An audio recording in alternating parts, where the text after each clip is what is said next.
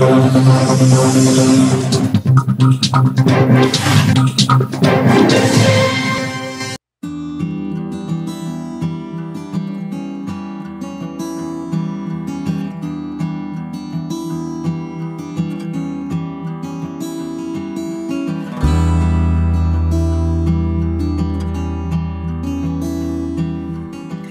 हमारे साथ हैं जबलपुर सेंट्रल जेल के जेल सुप्रिटेंडेंट अखिलेश तोमर जी। आज हम जानेंगे कि जेल में किस तरीके की व्यवस्थाएं रहती हैं, कैदियों की क्या समस्याएं हैं, समय समय पर जेल पे आरोप लगते आए हैं। तो इन सब बातों को लेकर के या जेल में किन संसाधनों की कमी है। वर्तमान में आधुनिक संसाधनों की बहुत ज्यादा मांग हो चुकी है, मगर एक तरफ प्रशासन जो है इस बात को लेकर के बड़ा चिंतित रहता है कि आधुनिक संसाधन उपलब्ध कहाँ से कराएं, क्योंकि अपराधी उससे एक कदम आगे होते हैं। तो आज हम जानना चाहेंगे जेलर साहब से कि क्या व्यवस्थाएं हैं, कैसा जेल का कारोबार चल रहा है। इस सारी बातों के लिए जैसा पीवीसी न्यूज में आपका स्वागत है। थैंक यू, धन्यवाद, नमस्कार। मैं आप सभी लोगों को बहुत बहुत आभार और धन्यवाद प्रकट करता हूं कि आप लोग उपस्थित हुए। जेलर साहब, सबसे पहले तो मैं जानना चाहूंगा कि इस जेल में किन किन बातों की कमी है, संसाधनों की कमी है। सबसे पहले तो मुझे इस बात पर रोशनी डालें आप। मैं एक बात स्पष्ट कर दूं, कोई भी संस्था होती है हमेशा आइडियल आदर्श रूप में काम करने का प्रयास करती है और उसके लिए नो डाउट संसाधनों की आवश्यकता रहती है। अगर मैं जेल के संदर्भ में बात करूं तो यहाँ जितनी मैनुअल जितनी आवश्यकता है उतनी उतनी वैसे ही एक टेक्नोलॉजी की और मैकेनिकल सिस्टम की आवश्यकता होती है। जैसे मैं बात करूं यहाँ पर, जैसे जेल पर फैक्ट्री चलती है, उद्योग चलते हैं, तो उद्योग में हमारे पास में जो इंस्ट्रूमेंट्स रहते हैं, पावर लूम या जो हैंडलूम वगैरह काम करते हैं, वो काफ़ी पुराने रहते हैं, तो उनको हम धीमे धीमे अपडेट करने की हमें आवश्यकता रहती है, या एक साथ हम अपडेट नहीं कर सकते संसाधनों की कमी की वजह से। जैसे जैसे हमारे पास में बजट की उपलब्धता रहती है और हमारे सैंक्शन मिलती रहती है, हम उसे अपडेट करते हैं। तो जैसे उद्योग अगर तुरंत में हम हाईटेक मामले में लाने का प्रयास करें तो स्वाभाविक है कि एक इशू है इसका। इसी प्रकार से बहुत सी ऐसी चीज़ें हैं, जैसे कि सुरक्षा के मामले में, जैसे मैं हाईटेक की बात करें तो एक स्कैनर सिस्टम होता है, जैसे आपने एयरपोर्ट वगैरह पे देखा है। अगर ऐसी व्यवस्था बनती है तो बहुत परफेक्ट और आइडियल रूप में रहती है कि हमें ज़्यादा मैनुअली चीज़ करने की जरूरत नहीं पड़ेगी। तो ऐसे हाई टेक्नोलॉजी अगर कुछ चीज़ें होती है तो वो सुविधा देती है। प्रयास हम ये करते हैं कि मैनुअल तरीके से सारी संपन्न हो। हालांकि रहते हैं, हैंड मेटल डिटेक्टर रहता है, बैगेज स्कैनर रहता है, मगर इसके जो एडवांस रूप है वो हमें जरूरत पड़ने की आवश्यकता है। अगर ऐसी चीजें रहती हैं तो काम करती हैं। एक जेल विभाग जो है, या मैं जब ये इन्होंने चुना इसको, तो इसके प्रेरणा स्रोत कौन थे और आपका जीवन का संक्षेप में जीवन परिचय जानना चाहेंगे। हाँ, मैं बताना चाहूँगा। आप ये पर्सनली बहुत सी चीज़ें रहती हैं, तो जैसा कि आप मेरे नाम से तो परिचित हैं, मैं मूलतः ग्वालियर से बिलोंग करता हूँ। स्पेशली नेटिव प्लेस मेरा डिस्ट्रिक्ट मुरैना अम्बा है और मेरे पिताजी टीचर रहे हैं और हम 3 भाई और 3 सिस्टर रहे हैं। तो इसमें पिताजी चूँकि टीचर थे तो वो हमेशा पढ़ाई के महत्व को बहुत अच्छी तरह समझते थे और उस पर जोर देते थे। तो जब मैंने कॉलेज से बीएससी प्राप्त किया और पोस्ट ग्रेजुएशन वगैरह की थी, तो मेरे पिताजी का ये आशय था कि कोई ऐसा काम या ऐसे सर्विस में जाना चाहिए जहां अधिक से अधिक सोसाइटी से इंटरेक्शन हो और प्रशासनिक कुछ चीज़ें बने। इसी संदर्भ में मैंने पीएससी वगैरह दी थी और मैं 1994 के बैच का लोक सेवा आयोग से चयनित हूँ।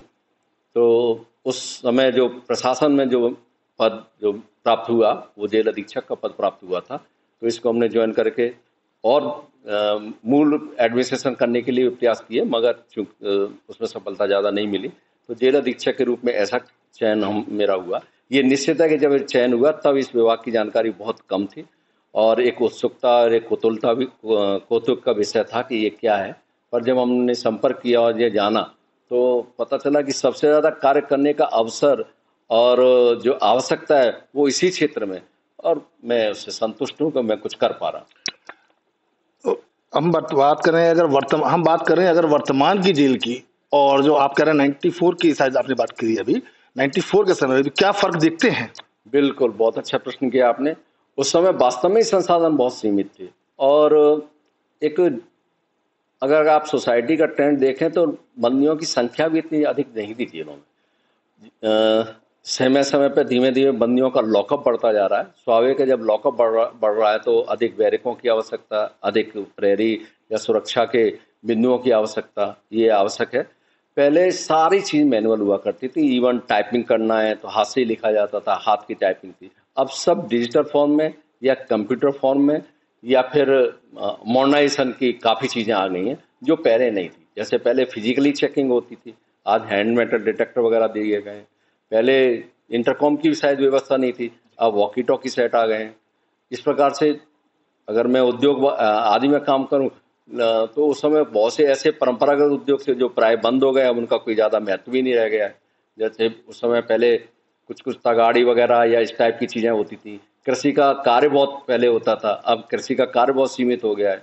पहले जो श्रम वाला जो मामला था, जैसे आप बात कर रहे हैं, जो पाकशाला में जो काम करते थे, तो पाकशाला में पहले बंदे चूल्हे या भट्टियों पे काम करते थे, फिर धीमे धीमे गैस आई।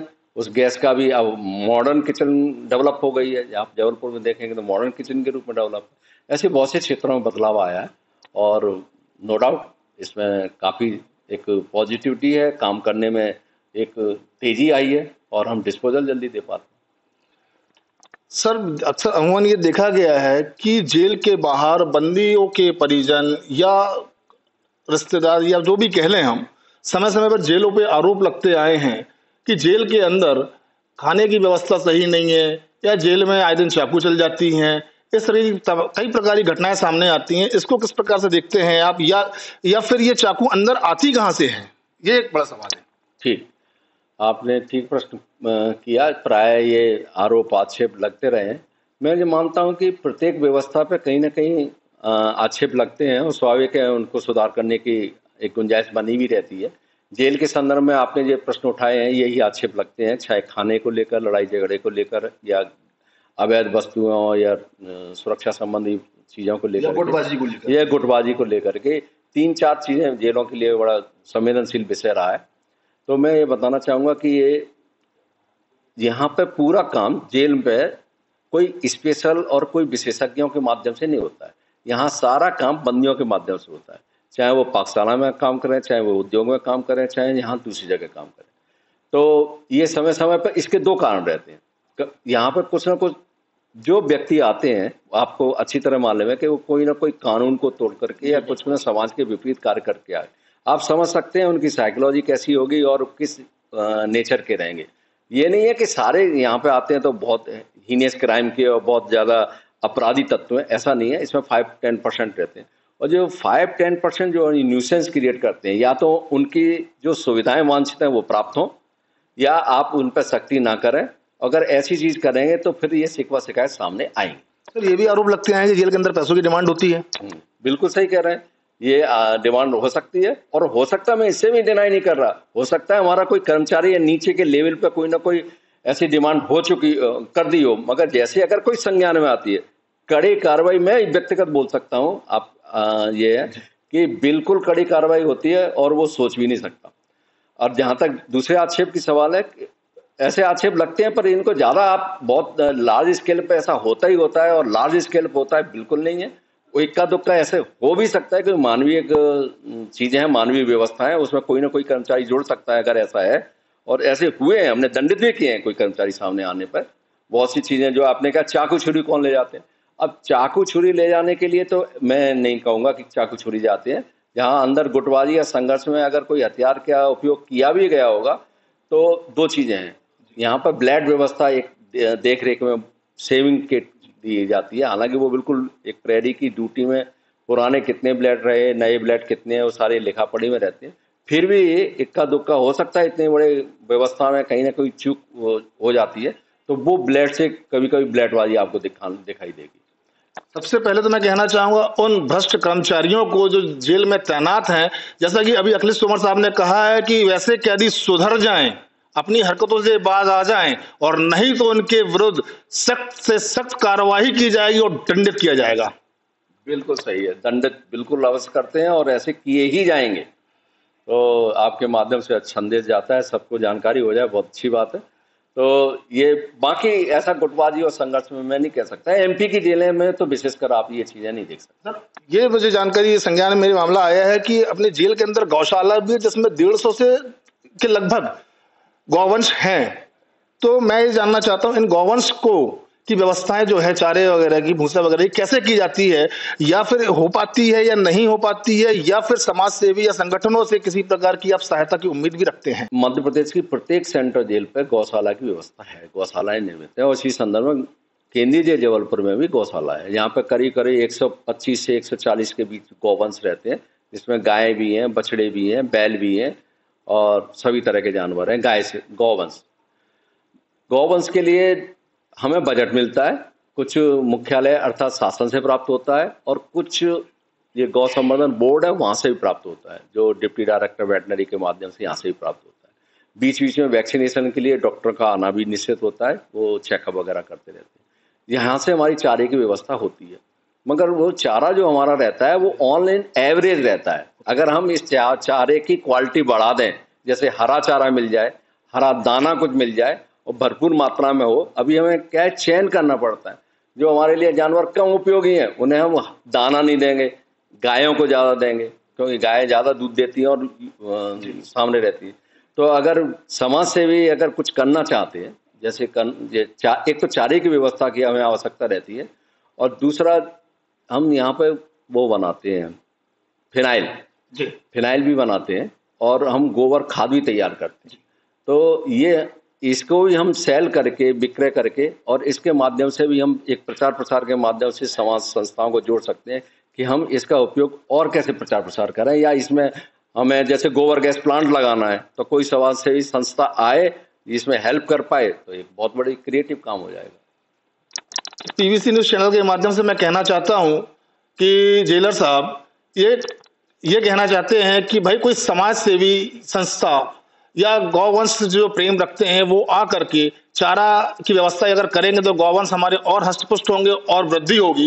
इसके साथ ही इन्होंने एक बहुत अच्छी व्यवस्था करके रखी हुई है कि गोबर खाद यानी नेचुरल खाद की हम बात करें तो वो यहाँ बना रहे हैं। और मेरा ये लोगों से निवेदन है कि बाहर जाके मिलावटी खाद खरीदने की अपेक्षा आप सेंट्रल जेल से खाद का खरीद करें, जिसमें कि आपको ओरिजिनल खाद मिल सके और इसी बहाने हम जेल के कुछ कार्यों के लिए मदद कर पाएंगे। सर मैं एक चीज जानना चाहता हूं आपसे कि बंदियों के इलाज के लिए क्या व्यवस्थाएं की जाती है? मुझे बाहर ऐसी जानकारी लगी थी कि आपने किसी फिजियोथेरेपिस्ट को हायर किया है और कैदियों को सुधार करने के लिए काफी कुछ व्यवस्थाएं आपने कर रखी। सर उसमें थोड़ा रोशनी डालेंगे? जेल में जैसा कि आप जानते हैं, जेल पे जो बंदी काम करते हैं उन्हें पारिश्रमिक राशि दी जाती है। अभी अर्ध कुशल बंदी है उन्हें 72 रुपीज़, और जो कुशल बंदी है परफेक्ट हैं, चाहे वो मैकेनिक का काम करें या इलेक्ट्रिफिकेशन का करें, उनको 120 रुपीज़ दिया जाता है। तो काम अभी तक जो जेलों पे हैं वो कुछ परंपरागत हैं और कुछ आधुनिक और मॉडर्नाइजेशन वाले काम की आवश्यकता है। ट्रेडिशनल वर्क में जैसा मैंने बताया, चादर बनाते हैं या कपड़े बनाते हैं या दरी बनाते हैं जो बंदियों के लिए खुद उपयोग में आते हैं, कंबल बनाते हैं जो खुद उपयोग में आते हैं, और अगर कोई बाहर का कोई चादर या दरी लेना चाहता है तो उसको भी हम परचेज करते हैं। ये एक व्यवस्था होगी। मगर हमारा काम सिर्फ बंदी को यहाँ सिर्फ बंदी से काम लेना नहीं है। ये अब दंडात्मक की जगह एक सुधार गृह बंदी, ये एक कॉन्सेप्ट है जेल का। तो जो बंदी छूट के जाए तो कम प्रयास ये हो कि वो एक ऐसा काम सीखे जो बाहर जाकर के उसे रोजगार दे सके, 2 पैसा दे सके, सोसाइटी में स्थापित कर सके। इसी संदर्भ में आज के जो नए काम हैं वो मॉडर्नाइजेशन वाले काम है, या मैं कहूँ कि कौशल से जुड़े हुए वर्क हैं। तो उसका हम बीच बीच में हर बार प्रयास करते हैं कि ऐसे बंदियों को प्रशिक्षित करते हैं। कैसे? कारपेंट्री में अगर वो अच्छा कोई पहले जिसका बैकग्राउंड है, हम देखते हैं कि वो किस बैकग्राउंड का बंदी है। अगर वो किसी ऐसे बैकग्राउंड का बंदी है, बहुत से रहते हैं जो फर्नीचर से या कारपेंट्री से जुड़े रहते हैं, हम उसमें कारपेंटर से जुड़े हुए व्यक्तियों को बाहर से बुलाते हैं। जैसे फिटर्स का काम, इलेक्ट्रिफिकेशन का काम, कूलर एसी के सुधारने का काम, इसी में बागवानी का काम, इसी में हमने अभी फिजियोथेरेपिस्ट, हमने अभी 5 या 6 प्रोफेशनल व्यक्तियों को बुलाया जो एक नर्सरी का काम सिखाते हैं बंदी को। आप देखेंगे हमारे सुभाष वार्ड में जो फूल पत्तियां वगैरह लगी हैं ये बंदियों द्वारा ही निर्मित है। निर्मित से तात्पर्य उनको ठीक ठाक किया जाता है, देखभाल की जाती है। उसके लिए हमने साप्ताहिक एक को हायर किया हुआ है कि वो आता है और बेसिक चीजें बता के जाता है, जिससे हमारे बंदी प्रशिक्षित हो पा रहे हैं, वो समझ पा रहे हैं ये पिटूनिया, ये दूसरा है, ये तीसरा है, कब लगता है, कैसे हटता है, आदि आदि। इसी में हमने अभी 4-5 ट्रेड्स में काम किया। एक तो फिजियोथेरेपिस्ट को बुलाया था, एक मेहंदी और कढ़ाई और बुनाई और सिलाई की महिला को बुलाया था महिला वार्ड के लिए, और एक पेंटर को बुलाया था। इसमें हमने 10 से 15 बंदियों को प्रशिक्षित किया है पेंटर के काम में। आप देखेंगे बिन जहाँ जेल के अंदर जो जो आपको पेंटिंग नजर आती है वो सब बंदियों द्वारा बनाई हुई है, जैसे थर्मोकोल की कटिंग वगैरह। तो ये 4-5 हमने हायर किए हुए थे प्रोफेशनल लेवल पे। हमने उनको पारिश्रमिक की एक जो उचित राशि होती है वो भी वो की। अब फिजियोथेरेपी में लाभ ये है कि बहुत से हमारे बंदी जो कि जिनको वास्तव में मसल संबंधी प्रॉब्लम है या दूसरी प्रॉब्लम है, वो न सिर्फ ठीक हुए बल्कि उसके माध्यम से हमने 5 से 10 बंदियों को प्रशिक्षित कर लिया जो फिजियोथेरेपिस्ट का, अब वो ही वर्किंग में काम करना स्टार्ट कर दिया। तो ये फिजियोथेरेपिस्ट हुआ, पेंटिंग हुआ, एक बागवानी का काम हुआ और एक महिला वार्ड का काम हुए। ये हमने अभी अभी लेटेस्ट 2-3 महीने में ये सारे काम चालू करके और सिखाए। इसके अलावा जो मैं बोल रहा था इलेक्ट्रिफिकेशन का काम, एलईडी बल्ब बनाने का काम या कारपेंटर इसका काम, ये हमने आईटीआई के माध्यम से आज से 8 या 9 महीना पहले वहाँ के इंस्ट्रक्टर के से संपर्क करके वहाँ आईटीआई के प्रिंसिपल से, और 3 महीने के अंदर हमने यहाँ 30-30 बंदियों को प्रशिक्षित किया। सर जैसा कि आपने बोला है, अभी बताया हमको कि बंदियों को समाज में, सोसाइटी में एक जगह मिल सके, इसके भी आपके द्वारा प्रयास किए जा रहे हैं, ये सारी चीजें हैं। तो इसी में एक सवाल ये खड़ा होता है कि आपने एक खुली जेल आपके यहाँ पे है जबलपुर में, और उस खुली जेल में किस तरह की व्यवस्थाएं हैं, बंदियां किस तरीके से जीवन यापन कर रहे हैं, इस पर थोड़ा रोशनी डालेंगे सर। बिल्कुल, ये तो आपने सही प्रश्न किया। आम जनता के मन में ये प्रश्न रहता है कि किस टाइप के बंदी कैसे कैसे रहते हैं। तो यहाँ खुली जेल की, यहाँ जबलपुर में खुली जेल भी स्थापित की गई है। इसमें 10 वो हैं रहने की व्यवस्थाएं, कुटिया इन्हें बोला जाए या क्वार्टर बोला जाए, और एक नॉर्म से एक नियम बने हुए हैं कि कौन से बंदियों को खुली जेल के लिए भेजा जाएगा। वो मुख्यालय के निर्देश हैं, शासन के बनाए हुए निर्देश हैं और नियम दिए हुए हैं। उस नियम के अंतर्गत जो बंदी 10 साल से ज़्यादा सजा जिन्होंने काट लिया, 12 साल 14 साल, जिनका आचरण बहुत अच्छा रहा है, इवन जो पैरोल पे जाते हैं, पैरोल पे जो आपको पता है यहाँ पैरोल व्यवस्था है तो बंदी बाहर जाते हैं, उनका परिवार का होना जरूरी है। ऐसा नहीं है कोई बंदी सिंगल हो और वो खुली जेल में रहना चाहे, तो वो नहीं, परिवार का होना जरूरी है। वो माँ, पत्नी, कोई बच्चे सहित उसको रखना वहाँ आवश्यक है। तो इन नॉर्म्स के आधार पर जो बंदी अपने नाम देते हैं, उन नामों का अप्रूवल मुख्यालय से एक कमेटी वो पास करती है, और उनके नाम पास होने पर हम उन बंदियों को पैरोल खुली जेल के लिए ट्रांसफर कर देते हैं। तो जरूरी नहीं यहीं का बंदी हो, वो सागर का या भोपाल का बंदी भी यहाँ खुली जेल में, या यहाँ का बंदी दूसरी जगह चला जाता है। ये बंदी सुबह जाते हैं 6 बजे, 7 बजे, जैसी अनलॉकिंग जो व्यवस्था रहती है उसी हिसाब से। वहाँ पे गेट पे एकमात्र एक हमारा सिपाही रहता है जो सिर्फ नाम नोट करता है, और इन सारे बंदियों को हिदायत है नियम के अनुसार कि सनसेट अर्थात शाम होते ही उनको आ जाना है काम करके। वो नगर निगम सीमा के अंतर्गत कहीं भी अपना काम करते हैं।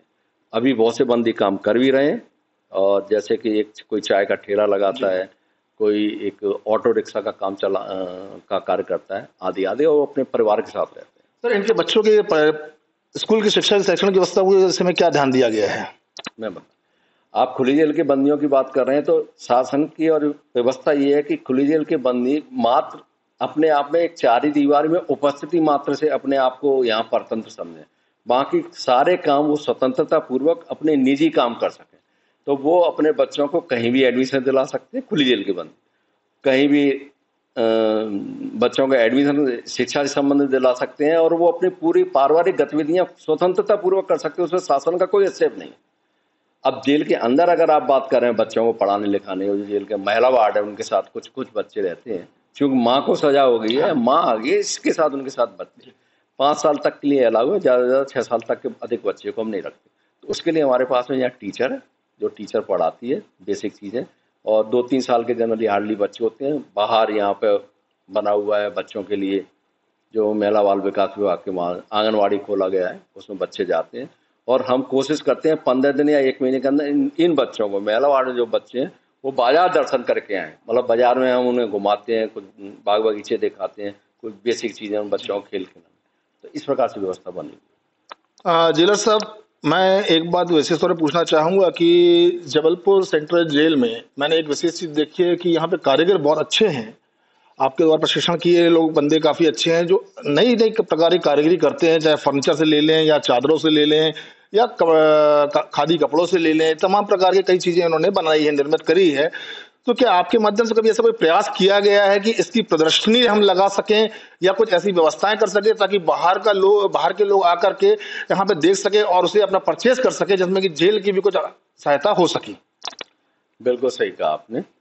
अभी भी इसके बाद में हमारा जो आउटर निकले हुए जो कुछ चीज़ें हैं, वस्तुएं, आप उनको जरूर देखिएगा तो वो समझ में आ जाएगी। जेल के बाहर हमने एक व्यवस्था की हुई है आउटलेट के रूप में, उसको हमें और अधिक थोड़ा सा सुव्यवस्थित और ठीक ठाक करने की आवश्यकता है। वहाँ पे हमने चीज़ें रखी हुई हैं प्रदर्शन के लिए कि हमारे पास में कौन कौन से आइटम बनते हैं और चाहे आम पब्लिक उसको ले सकती है। एक दूसरा, जब ये यहाँ पर खादी ग्राम उद्योग के या कोई दूसरा ये मेले वगैरह लगते हैं, वहाँ पे भी हम स्टॉल लेकर के अपनी वस्तुएं रखते हैं।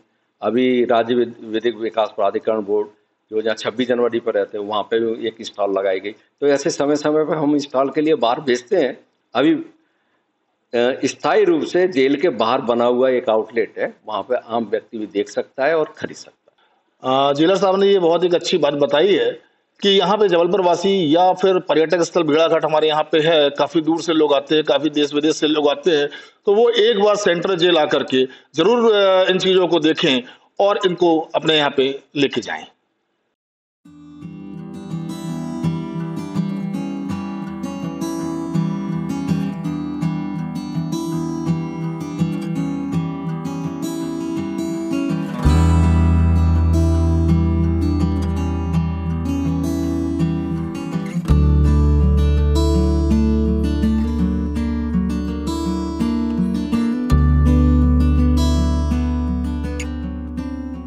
कैदी भाई यहाँ पे काम कर रहे हैं। भाई क्या नाम है आपका? ब्रजेश प्रकाश है। ब्रजेश प्रकाश सेन। कहाँ से आए हैं आप? सर यहीं मैं तलवारा के उस पार से चरगवा का हूँ। चरगवा के हो? किस जुर्म में आए हो? सर मैं अपहरण हूँ जी। ये बताओ कहाँ तक पढ़ाई की है आपने? सर मैं 8वीं तक पढ़ा हूँ। 8वीं तक पढ़े हो? कितने साल हो गए जेल में? सर 4 साल हो गए मेरे को। कितने साल की सजा लगी है? 10 साल की है सर। 10 साल की लगी है। और आगे पढ़ने का मन करता है? सर क्यों नहीं करता है सर, करता है सर। करता है जी। तो कभी आपने जेलर साहब से ये बात की जिज्ञासा जाहिर करी है कि मुझे पढ़ाई करना है? जी अभी तक तो नहीं की सर, अब मगर कोशिश करूंगा कि बोलूंगा सर से। हाँ। कि पढ़ाई करने के लिए मैं बोलूंगा। अच्छा जी सर। बाकी ये सब कामों में मन लगता है? जी सर मन लगता है ना। स्टाफ कैसा है जेल का? सर अच्छा है सर, सब अच्छे मतलब अच्छे तरीके से रखते हैं सब हम लोग तो। हाँ जी सर। तम्बाकू खाते हो? सर तम्बाकू खाते थे पर छोड़ दिए सर। जेल में भी खा रहे हो? नहीं सर, यहाँ मिलते ही नहीं है ना सर। अच्छा मिलते ही नहीं है, मिलेंगे तो जरूर खाएंगे। नहीं सर, अब बाहर जाके भी छोड़ दूंगा मैं सर। बाहर जाके छोड़ोगे कि अंदर छोड़ोगे? नहीं, बाहर जाके, यहाँ तो छूटेगी ये अंदर, पर बाहर जाके मैं छोड़ ही दूंगा। हाँ। खाऊंगा ही नहीं। तो मेरी जेलर साहब से विनती है कि इस भाई को पढ़ाई की व्यवस्था जरूर करें, ये भाई पढ़ना चाहता है। क्यों, सही है ना? जी।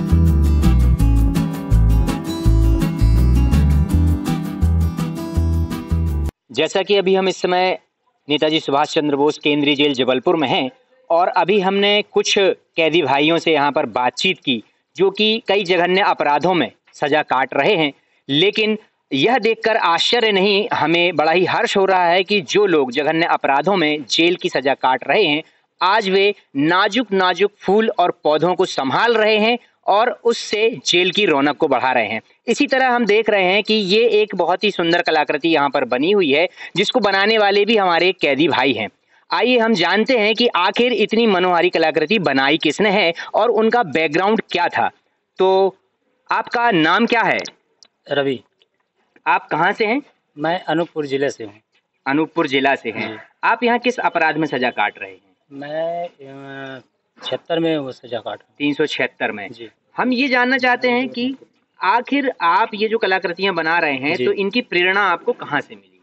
सर खाली समय तो बैठेंगे तो इसलिए हम अपने दिल से जो है अधिकारी के उनसे जानकारी लेके ये सब चीज़ करते। जब आप को सजा नहीं हुई थी तब आप क्या कार्य किया करते थे? डांस क्लास चलाता था। जेलर साहब, ये तो हुई बंदियों की, कैदियों की बात।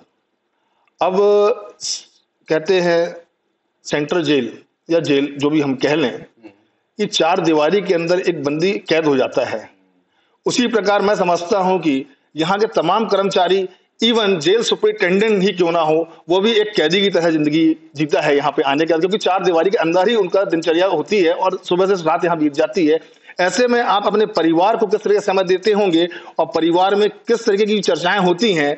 और मैं ये जानना चाहूंगा विशेष तौर में कि मिसेस तोमर क्या कहती है इन सब समय में, और परिवार कैसे समय आप दे पाते हैं? ठीक, बिल्कुल सही प्रश्न किया और बिल्कुल आप काफ़ी कुछ बिल्कुल सही कह रहे हैं।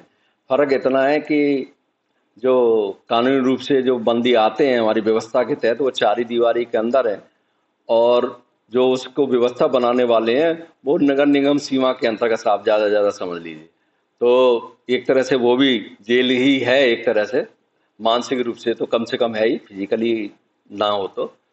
और ये बिल्कुल बात सही है कि जो जेल की व्यवस्था है या कार्य प्रणाली है वो बिल्कुल अपने घर जैसी है, घर जैसे मेंटेन करने वाली है। जैसे एक घर की व्यवस्थापक अगर कोई चाहे सुबह से शाम तक वो बाहर जाना चाहे या अवकाश में बाहर जाना है तो उसको बड़ा हर चीज़ की व्यवस्था बना करके जाना पड़ता है। वैसे ही आप यहाँ पर करीब करीब समझ सकते हैं।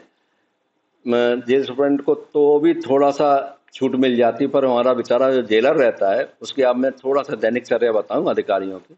प्रातः जैसे नियम है अनलॉकिंग होना, तो उसके लिए आवश्यक है कि जब सनराइज होगा उसी समय हमारे जेलर साहब आएंगे, जेल खुलाएंगे, सारे अधिकारी आएंगे, क्योंकि काउंटिंग प्रॉपर हो, व्यवस्था ज़्यादा बड़ी है, बहुत बड़ी एरिया में फैली हुई है, संख्या ज़्यादा है, और ये इनको 1-1.5 घंटे के अंदर ही अपने वापस जाना होता है बंगले, अपने घर पर, निवास में। और तुरंत में जो बेसिक चीज़ें हैं अपनी, वो नाश्ता पानी और फ्रेश और सब हो करके 1-1.5 घंटे तो 2 घंटे के बाद आना ही होगा इन्हें।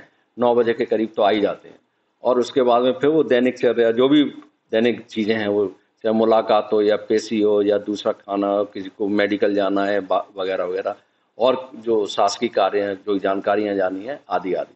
इसके बाद में ये दोपहर का लॉकअप होता है, तो आराम से 1:30 बजे 2 बजे तक हो पाता है काम। निकलते निकलते 2-2:30 बजे बजते हैं यहाँ पे अधिकारियों को, और जाने के बाद 2 घंटे वो आराम करता है, वो उसे 5 बजे फिर आना होता है पूरी प्रक्रिया के लिए, और शाम को वो रिहाई वगैरह या दूसरे काम होते हैं, और शाम को 7-8 बजे से पहले कोई जाता नहीं।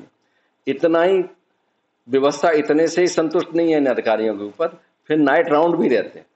तो अब वो उसी अधिकारी को 1 बाई 1 एक दिन पर नाइट राउंड भी लेना है रात को 1-2 घंटे के लिए। तो ये इनकी कार्य व्यवस्था है और जीवन व्यवस्था है। सर, मैं ये बात तो एक विभागीय हुई, मैं व्यक्तिगत बात कर लाइफ की जानना चाहता हूँ। घर में परिवार को आप कैसे समय दे पाते हैं, या घर में जो जेलर हैं आपके, उनको कैसे मैनेज करते हैं आप? बिल्कुल सही कह रहे हैं। तो इसमें मैं जहाँ तक व्यक्तिगत बात करूँ तो वैसे तो मैं बाजार को जनरली प्राय कम ही जा पाता हूँ, और जाते हैं तो बिल्कुल स्पष्ट रूप से बताना पड़ता है या जेलर साहब को, भैया आज देख लेना, कोई विशेष काम हो तो संपर्क कर लेना। तो बहुत कम जा पाते हैं, और घर पे कभी कभी उस समय बहुत खल जाती है बात, जब आपको कहीं नाते रिश्तेदारी में जाना हो, किसी प्रोग्राम विशेष में जाना हो, और आपके यहाँ विधानसभा चालू है या कोई और विशेष इंपॉर्टेंट काम है, जिनको कोर्ट कचहरी की हो सकता है पेशी लग गई है आपकी, उस समय आप नहीं निकल पा रहे हैं, उसी समय वो प्रोग्राम फंक्शन आ गया, तो उसको डिले करने में और उसको एक्सटेंड करने में स्वाभाविक है घर में थोड़ा एक असंतोष तो रहता ही है। मगर चूँकि नौकरी वाले, जॉब वाले, पता है घर पे मिसेज को भी पता है कि ये सारी चीज़ें एक जवाबदारी के रूप में हैं, इसलिए उनको मैनेज करते हैं और व्यवस्था बन जाती है। ज़्यादा अनरेस्ट होने पर कोई विद्रोह वाली स्थिति निर्मित नहीं होती। चलते चलते सिर्फ आपसे एक सवाल और जानना चाहूँगा, सवाल का जवाब जानना चाहूँगा, क्योंकि लोगों में भी बड़ा डर और भय रहता है एक बात को लेकर के कि जेल में एक गुनाह खाना है। गुनाह खाना क्या है और गुनाह खाने में क्या बंदियों के साथ किया जाता है, थोड़ा इस पे रोशनी डालें। ठीक, जो आपने पिछली बार इस पहले एक प्रश्न किया था ना, क्या जेलों में परिवर्तन हुए, मैं उसमें बता देता हूँ कि जेलों में परिवर्तन एक रूप में और भी हुआ है। पहले जो सजाएं रहती थी वो कोर्ट के द्वारा या लीगली रूप से एक सॉलिटरी कन्फाइनमेंट हुआ करता था, मतलब एकांतवास। उसके लिए गोना खाना का शब्द होता था और कुछ कुछ ऐसे विशेष सेल बनी हुई थी जिसमें कि बंदी को रखा जाता था, वो दूसरे बंदियों के संपर्क में नहीं रहता था। तो इस प्रकार से वो शब्द गुना खाना वहां से चला आ रहा है। हालांकि अब भौतिक रूप में वो चीज नहीं रही है, जिसमें कि यहाँ पे अब बनाए गए हैं पृथक कक्ष, पृथक पृथक सेल टाइप की हैं। कुछ कुछ कोठरियां हैं जिसमें 1 से 3 बंदी आराम से रहते हैं। वो उनको उनके कई पर्पज हैं। जैसे किसी को इन्फेक्टेड वाली बीमारी है तो उनको सेपरेट रखने के लिए डॉक्टर बोलता है तो बैरक में नहीं रख सकते, आप वहां रखेंगे। दूसरे अभी कोरोना काल जैसे चल रहा है, कोरोना काल इससे चला भी है और प्रोटोकॉल अभी लागू हुई है, तो सबसे पहले हमने उन बंदियों को ऐसे ही पृथक पृथक सेलों में रखा था, पृथक पृथक कक्ष जो बने हुए। और उसमें जब 2-3 दिन 4 दिन उनकी रिपोर्ट पॉजिटिव प्रॉपर रिपोर्ट आ जाने पर फिर उनको दूसरी जगह रखते थे। तो वो वाली व्यवस्था गुना खाना का शब्द तो वहां से वो चला आ रहा है जो अब पृथक कक्ष के रूप में बदल गया है। और इसी गुना खाने के रूप में अगर किसी बंदी को आप कोई चीज से मिलने नहीं दे और एकांतवास में रखें, और पहले तो ये सजाएं भी थी पूरे टाइम में उनको ये देने के लिए, तो वो सब अब समाप्त हो गई है। अब वो क्या है, वो एक परसेप्शन बना हुआ है, पर वस्तुतः इतनी विशद और विकराल रूप उसका ऐसा कुछ नहीं। लगभग 20 वर्ष हो गए हैं आपकी सर्विस को, और इस लंबे अंतराल में आपने प्रदेश के या अन्य राज्यों में कई जगह अपनी सेवाएं दी हैं। इन सबके बीच आपके जीवन का सबसे महत्वपूर्ण पल क्या रहा जिसको आप भूल नहीं पाएंगे कभी? 2 और मजे की बात यह है कि वो ट्राइबल एरिया की जेलें रही। मेरी फर्स्ट पोस्टिंग अलीराजपुर हुई थी 94 से 97, उसके बाद इंदौर वगैरह वगैरह दूसरी जगह हुई थी।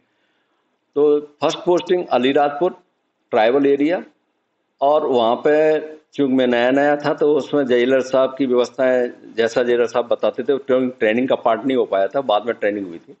तो उस समय पे वहाँ की जो व्यवस्थाएं थी, एक साथ सारे बंदी बड़े शांत और कूल हुआ करते थे। अगर उसने आपने उनसे पूछ लिया कि किसको मार के आए तो छोटे छोटे केसों में वो आते थे। ट्राइबल एरिया था तो जैसे उसकी पत्नी ने चावल नहीं दिए या गर्म पानी नहीं दिया तो उसी पर तीर चला दिया, वो खत्म हो गया। वो बताते थे वो साफ साफ, हाँ मार दिया। मतलब इतने इनोसेंट रूप मैंने कहीं नहीं देखा था। ताड़ी एक विशेष पाई जाता है उनका सेवन वाला, उसके आधार पर झगड़े हो जाना, उसके आधार पर वो आते थे। कहीं मुर्गी और किसकी चोरी, तो मेरे को समझ में नहीं आता था कि इस टाइप की इसी टाइप की जेलें होती होंगी, पर ऐसा नहीं था। तो एक वो अनुभव विशेष था जो पहली बार अनुभव रहा उस जगह पे, बिल्कुल। और इसके साथ साथ वहाँ का चूंकि मैं रहा था तो वहाँ भगोरिया वगैरह ये सब कल्चर थी, वो भी मैं जा करके देखता था। तो एक नई कल्चर देखने को मिली, एक नया अनुभव मिला था। ठीक इसी सेवा की इस परंपरा में इसी कड़ी में मैं छत्तीसगढ़ में रहा। छत्तीसगढ़ में इस रूप में रहा था, मेरी दुर्ग पोस्टिंग थी, उसी विभाजन हुआ था। तो मैं डेपुटेशन में वहाँ में 9 साल काम किया। उसी समय मेरी पोस्टिंग जगदलपुर हुई थी। तो जगदलपुर में भी करीब करीब वही माहौल थोड़ा बहुत बदल करके वहाँ दिखाई दिया था। और उसमें जगदलपुर में मेरे को 2-3 एहसास हुए थे कि आप उनकी परंपराओं से छेड़छाड़ ना करें। यह अर्थात वो बहुत कम कपड़े पहनते थे और बहुत कम बिस्तरों का यूज करते थे। हम कहते थे ये सर्दी है या किसी मौसम विशेष में इनको कपड़े दो उनको पहनने के लिए, कि नहीं आपको ये पहननी पड़ेंगे कुर्ता पजामा, तो वो एक अनरेस्ट वाला विषय बनता था। मजे की बात यह थी कि वो कोई ऐसा डायरेक्ट आप पे तीखा हमला या इस टाइप का नहीं करते थे, वो प्लानिंग बना लेते थे अपनी भाषा में।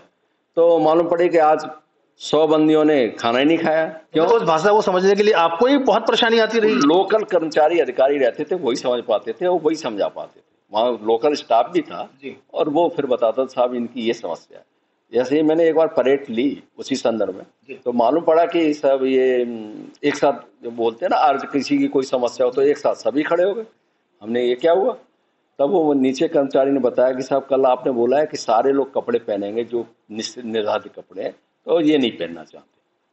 तो फिर उनको समझाया, हाँ चुनौती थी, उनको समझाया कि ले सकते हैं तो ले और नहीं ले सकते हैं तो फिर उनका एक दूसरा एक हाफ वाला सिस्टम एक निकाला था जो एक ड्रेस में कम से कम नियम में है। कुल मिलाकर के मैं बताना चाहता हूँ कि परंपराओं को ना छेड़ें।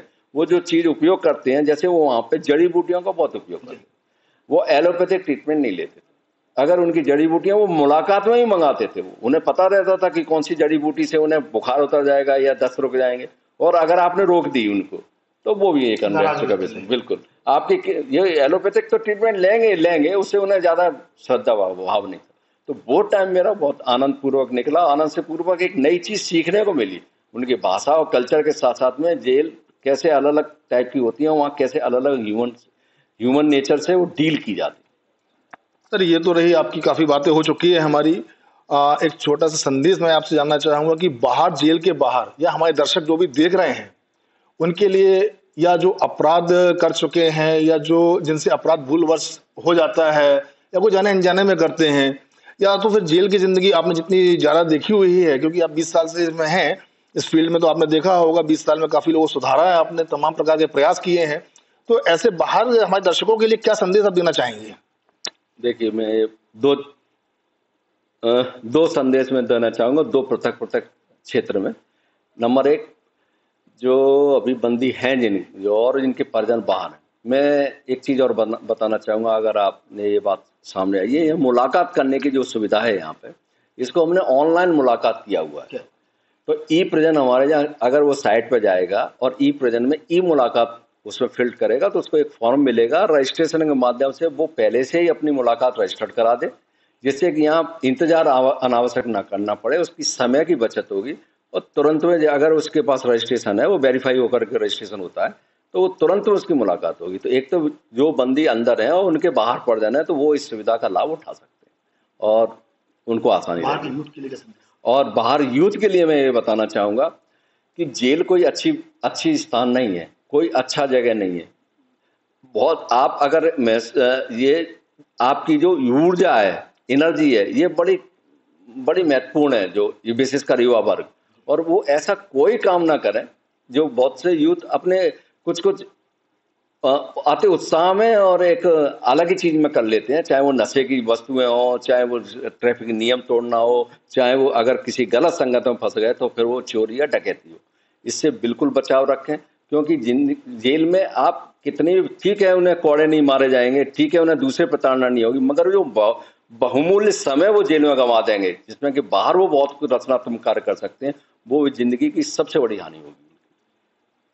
तो आज से हमारे साथ जबलपुर नेताजी सुभाष चंद्र केंद्रीय जेल के जेल सुपरिटेंडेंट अखिलेश तोमर जी, जिन्होंने बहुत अच्छे तरीके से विस्तार से हमें बताया कि जेल के अंदर किस प्रकार की व्यवस्थाएं हैं, क्या क्या समस्याएं हैं, और किस तरीके से आगे कार्य करना चाहिए, और क्या आगे के सुधार के लिए व्यवस्थाएं कर रहे हैं, समाज सेवियों से क्या उम्मीद रखते हैं, और तमाम प्रकार की इन्होंने व्यवस्थाओं में रोशनी डाली। मिलते हैं अगली बार एक और नई शख्सियत के साथ, जब तक के लिए जय हिंद।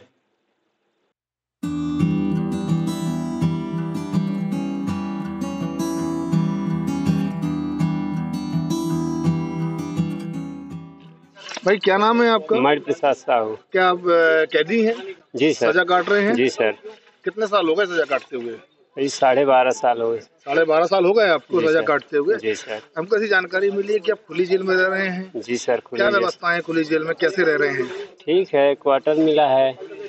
और परिवार के साथ? हाँ, परिवार के साथ। कौन है परिवार में मेरी बीवी है, बच्चे हैं। कितने बड़े बच्चे हैं? छोटा है, अभी 1.5 साल। बेटा है? बेटा। कैसी अंदर कहीं कोई परेशानी तो नहीं खुली जेल में? नहीं, कोई नहीं, बढ़िया है। लाइट की व्यवस्था है, पानी की व्यवस्था बढ़िया है। रूम भी 2 है, एक किचन है, एक बाथरूम है। दिन भर में कितना कमा लेते हो? हो गया 200-300 रुपया। घर चल जाता है? चल जाता है। क्या कहते हैं जेल अधीक्षक वगैरह, जेल के कर्मचारी? हो गया, उनका अनुमति रहता है तो ठेला दे दिए हैं। अब ये बताओ मेरे को कि अपराध छोड़ दिया है, जी सर, आगे भविष्य में कभी कुछ इस तरह की कृत करने की मंशा है? नहीं, कोई मंशा नहीं। परिवार को अपने साथ साथ परिवार को भी सजा दे दी है? नहीं सर, बताएं। कौन सी धारा लगी थी आपके? 302 लग गई। 300। देखिए, बहुत अच्छी बात हमको है कि एक भाई साहब हमको मिल गए हैं जिन्होंने अपराध किया ही नहीं है, मगर ये बेगुनाह होने के बावजूद भी सजा भुगत रहे हैं, है ना? क्या घटना था? अरे गांव में हुआ, एक कोई मार के निकल गया, मेरे को पकड़ा दिया। कोई मार के निकल गया, तुम पकड़े गए? गवाह और सबूत सब तुम्हारे खिलाफ हो गए? मेरे खिलाफ कर दिए। कसम से बताओ, कसम खा के बोलो कि तुमने अपराध नहीं किया? अपराध नहीं किया। और वो छूट गए। वो छूट गए हैं? हाँ, पैसा देके छूट गए। कहाँ का मामला था ये? रीवा में कौन से क्षेत्र का थाना का? ये माड़ा बड़ा हुआ है। हाँ। और बैकुंठपुर। अभी तुम्हारी कितने साल की उम्र है? अभी होगी 34-35 साल की। 35 साल की उम्र हो गई है और 8 साल 12 साल हो गए हैं। जी सर। 23 साल की उम्र में तुम यहाँ आए थे? हाँ, 23-24 साल। 23-24 साल की उम्र में तुम्हें सजा पड़ी है। जी सर। ये बड़ा एक दुखद गंभीर विषय है कि एक निर्दोष जो है एक हत्या का प्रकरण में सजा पड़ी जिसको, खास तौर में ऐसे मामलों में पुलिस की विवेचनाओं पे कई प्रश्न चिन्ह खड़े होते हैं और इसके साथ ही तमाम प्रकार की परेशानियों इस व्यक्ति ने झेला है। हालांकि अगर पुलिस सही तरीके से विवेचना करती या गवाहों से सही तरीके से पूछताछ करती तो शायद आज ये व्यक्ति जो है निर्दोष है होने के साथ साथ आज अपने घर में होता, अपने बीवी बच्चों के साथ में होता और अच्छी जिंदगी जी रहा होता। आज एक कैदी की जिंदगी नहीं जी रहा होता।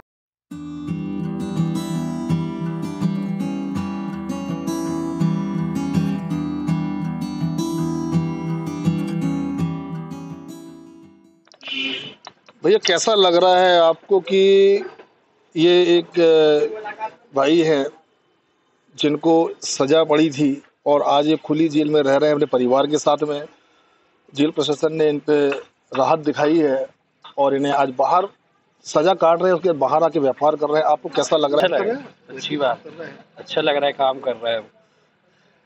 एक और व्यक्ति, एक और भाई हमको मिले हैं जो नेताजी सुभाष चंद्र बोस जेल के सामने अपना स्टॉल लगाया हुआ है, जिन्होंने आप देख सकते हैं कि स्टॉल जो लगाया है वो चप्पल, टॉवल्स और बॉटल और मग, लोअर वगैरह तमाम प्रकार के डेली नीड्स के आइटम्स से लगे हुए हैं।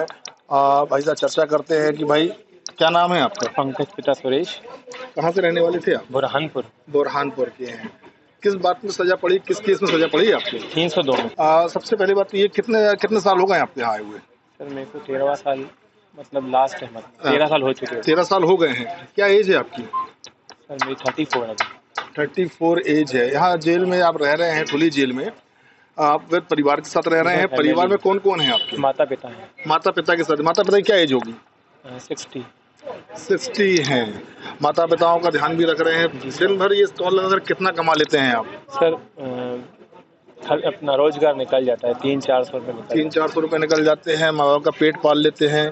इतना जरूर कर ले रहे हैं। एक अच्छी बात यह है कि आज के समय में युवा पीढ़ी जो है अपने माँ बाप को लेकर चल रही है और सजा आपका है 12-13 साल की सजा काट चुका है बंदा और 12-13 साल की सजा काटने के बाद अगर बात की जाए तो ये अपने उसके बाद भी अपने परिवार के लिए, अपने माँ बाप के लिए ही कार्य कर रहे हैं। माँ बाप को देखभाल कर रहे हैं खुली जेल के अंदर रह करके। खुली जेल में किसी प्रकार की परेशानियां या कुछ ऐसा कुछ है? कोई परेशानी नहीं है सर, कुछ भी नहीं मिलती है, सब अच्छा मिलता है, सब अच्छा रहता है। सुविधा है, शासन का सपोर्ट है, जेल प्रशासन का सपोर्ट है, सुविधा है उनकी। जो लोग यहाँ आते हैं आपके पास सामान खरीदने, उनके मन में कोई द्वेषभाव ऐसा देखा आपने कि यार कुछ ऐसा लगता है या बंदी है? सर हम एक सेवा के हिसाब से करते हैं कि जो आज मार्केट में आना मान लो 150 रुपये का लोअर है तो हम 100 रुपये का बेचते हैं। 90 रुपये की परचेसिंग है हमारी, वो एक इसके लिए क्योंकि हमारे माँ बाप भी इसी रास्ते से गुजरे हैं कि एक रोजी रोटी का उनका आय का स्रोत नहीं होने के कारण हम आज जो ये भी व्यापार कर रहे हैं तो एक सेवा के हिसाब से कर रहे हैं कि मार्केट में जो रेट है उससे भी हम कम बेच रहे हैं ताकि एक।